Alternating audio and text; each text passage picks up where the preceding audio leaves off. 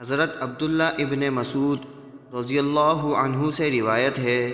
کہ رسول اللہ صلی اللہ علیہ وسلم سے روایت کرتے ہیں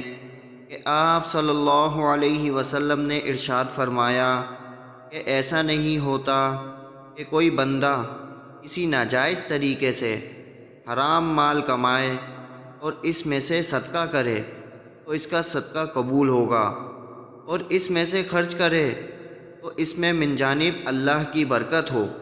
اور جو شخص حرام مال مرنے کے بعد پیچھے چھوڑ کے جائے گا تو وہ اس کے لیے جہنم کا توشہ ہی ہوگا۔ یقیناً اللہ تعالیٰ بدی کو بدی سے نہیں مٹاتا بلکہ بدی کو نیکی سے مٹاتا ہے۔ یہ حقیقت ہے کہ گندگی گندگی کو نہیں دھو سکتی۔ حدیث کا حاصل اور مدعا یہ ہے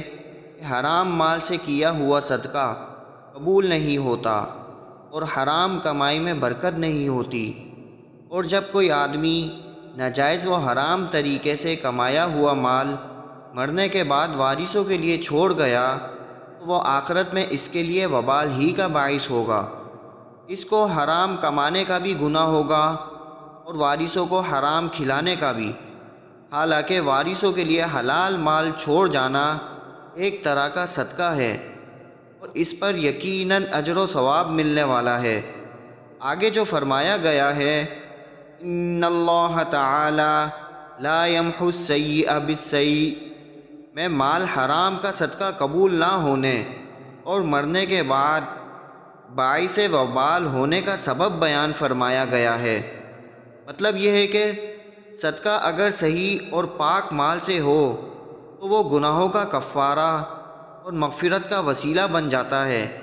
لیکن اگر حرام اور ناپاک مال سے صدقہ کیا گیا تو نجس اور ناپاک ہے،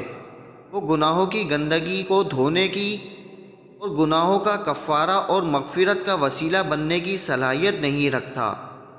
جس طرح گندے اور ناپاک پانی سے